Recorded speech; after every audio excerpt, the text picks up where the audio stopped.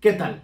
Yo soy Michelle Chaín, eso es lo de hoy en temas económicos. Somos un país con muchísimos potenciales, somos una de las 10 economías más grandes del mundo, pero también con muchos retos y con muchas desigualdades, en los cuales, pues más allá de estar siempre buscando a quién culpar o de quién quejarnos, pues la verdad es que yo creo que uno de los principales retos que tenemos como generación es saber inspirar con el ejemplo a las otras generaciones para que todos sepamos trabajar de mejor manera para hacer de este país un país más grande, más justo, con mayores oportunidades, con más tolerancia, con menos discriminación y con menos violencia. Pero bueno, habiendo dicho el rollo patrio, hablemos de la recuperación económica porque, a diferencia de las semanas previas en las cuales el presidente López Obrador nos quería hablar de recuperación económica teniendo en la mano pues prácticamente nada más el dato del IMSS, que ni siquiera son todos los empleos formales, son únicamente los que cotizan ante el IMSS. En México no hay un indicador para el empleo formal. Esta semana ya tenemos, digamos, actualizaciones de muchos indicadores en los cuales ya se empieza a ver este famoso rebote, que después de caer y caer y caer, efecto de la crisis, finalmente parece que la economía mexicana toca piso y se empieza a impulsar. ¿Esto significa que ya estamos en una etapa de recuperación económica? No coman ansias, la respuesta es que no. Así como cuando se empezaron a dar los primeros datos malos de la economía mexicana en 2019, lo primero que se dijo fue, a ver, momento, una crisis, para que estemos hablando, tenemos que ver un comportamiento de decrecimiento sostenido en el tiempo. Lo mismo sucede con la recuperación. Para que podamos estar hablando a cabalidad de una recuperación económica, tiene que ser un tema de un crecimiento sostenido en el tiempo. Ese, digamos, es el tema número uno. Y el otro, que es, me parece, el más importante y el más sensible para las familias mexicanas, es la velocidad. ¿Y a qué me refiero con velocidad? Pues simple y sencillamente que entre más tiempo dure la crisis económica, entre más tiempo nos tardemos en llegar a esa etapa de crecimiento sostenido, mayores van a ser los costos sociales en una crisis como esta, que digamos que el frente de batalla fueron los empleos que desafortunadamente se destruyeron de manera muy importante en este país, sobre todo en los negocios micros y pequeños. ¿Qué fue lo que pasó? Fue tanto el prurito y el miedo por parte del gobierno federal y del presidente de la República de apoyar a las empresas grandes que se les olvidó que empresario es Carlos Slim y empresario es la señora de aquí afuerita que tiene su local de uñas de acrílico. Todos los que tenemos una actividad que se realiza de manera independiente, que estamos haciendo un negocio nuevo, todos somos empresarios y tendríamos que haber apoyado a los más chiquitos para no tener la crisis de desempleo que tenemos ahorita, provocada no por el cierre de una empresa grandota, sino provocada por miles o millones de empresas chiquitas que se vieron y se siguen viendo forzadas a cerrar sus puertas. En ese sentido, y de manera muy importante, que creo que es con el que hay que empezar, estos temas de haber ya rebotado y empezar a ver señales de recuperación se da particularmente marcado en el sector industrial. El sector industrial, que en marzo de este año prendió todos los focos rojos por haber caído en un solo mes el 25%, nunca ni por mucho se había registrado una caída de esa magnitud en el sector industrial, que fue algo histórico para México. Literalmente volvimos el reloj al tiempo y nuestra industria estaba a niveles de los que tenía previos a la crisis del 94. De ese tamaño fue la caída. Ahora, afortunadamente, ya concatena 2 meses, junio y julio, en los cuales crece respecto al mes inmediato anterior. Desafortunadamente, el sector sigue a junio 11.58% debajo de donde estaba en junio del 2011, pero bueno, insisto, aquí lo importante es hablar de que son 2 meses que rompen en el sector industrial la tendencia a la baja.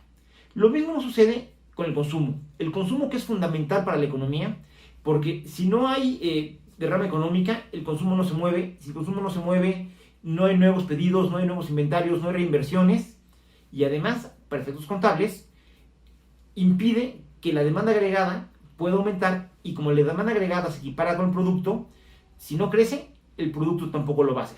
Entonces, en ese sentido, buena noticia que después de haber tenido caídas muy muy importantes, sobre todo en mayo, que tuvimos una caída del menos 38, del menos 25% casi en el consumo que teníamos en este país, es decir, dejamos de consumir una cuarta parte de lo que normalmente lo hacíamos, lo cual es brutal para efectos de reactivación de mercado y para tema de demanda agregada.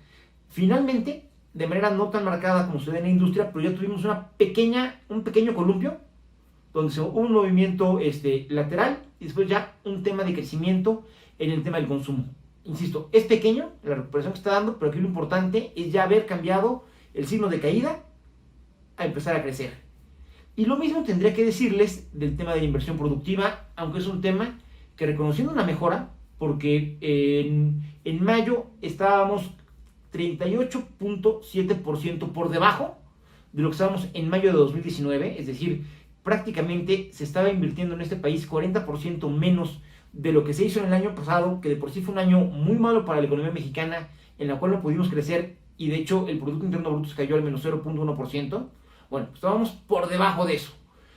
Para este mes, para junio, que es el último que nos reporta el INEGI, tenemos un brinco, y ahorita nada más estamos, nada más entre comillas, 25.7% por debajo de donde estábamos en junio del año pasado.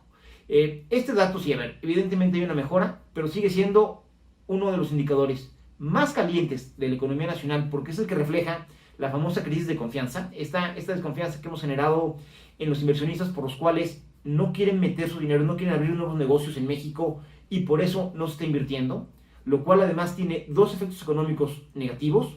Uno, porque como no se invierte ahorita, en este momento no hay derrama económica, pero tampoco estamos generando los espacios físicos para que el día de mañana, cuando haya un poquito más de dinamismo económico, la gente pueda contratarse. Es decir, esto nos pega ahorita, la reactivación, y después nos vuelve a pegar, alentando la recuperación de los empleos.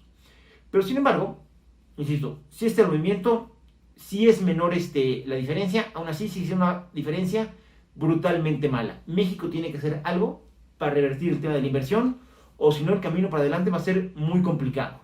Y esto que les digo no es un tema que se quede nada más a nivel de los indicadores económicos. El mercado y la gente son muy sabias y saben leer señales que no necesariamente están en las gráficas. Y eso se los comento porque se dio a conocer que de las afores, de nuestras cuentas individualizadas, los diferentes trabajadores van y digamos que cuando ya te quedas sin lana de manera, pues, me voy a decir, de emergencia, en estar viendo de dónde sacas lana para hacer frente a tus compromisos pues más inmediatos de pago, mucha gente se voltea a ver a sus cuentas de ahorro para el retiro y empiezan a sacar lo que la normatividad permite sacar de esas cuentas. A septiembre de este año se han retirado 12.496 millones de dólares de las diferentes cuentas individualizadas. Esto, un poco para ponérselo en contexto, es que en 9 meses hemos sacado más de lo que se sacó en 2019 en 12 meses. Y esto es reflejo, uno, de la falta de liquidez, de la falta de dinamismo que sigue habiendo en la economía, y dos, de la desesperación de miles y miles de familias que ya no encuentran manera de hacer frente a sus compromisos y que están teniendo que recurrir al dinero que debería ser guardadito, y le deberíamos de hecho meter más, porque va a ser el que les va a dar algún tipo de tranquilidad y de seguridad cuando termine su vida productiva.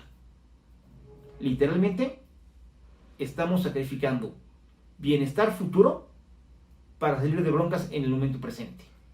Es una situación no sostenible, y es importantísimo empezar a ver señales más claras de recuperación en la economía mexicana y no estarle apostando todo a una eventual recuperación económica de los Estados Unidos, porque una, no sabemos cómo pueda darse, y dos, el impacto va a ser muy diferenciado dentro del territorio nacional. Lo estaremos platicando. Yo soy Michel Chaín y esto es lo de hoy en temas económicos.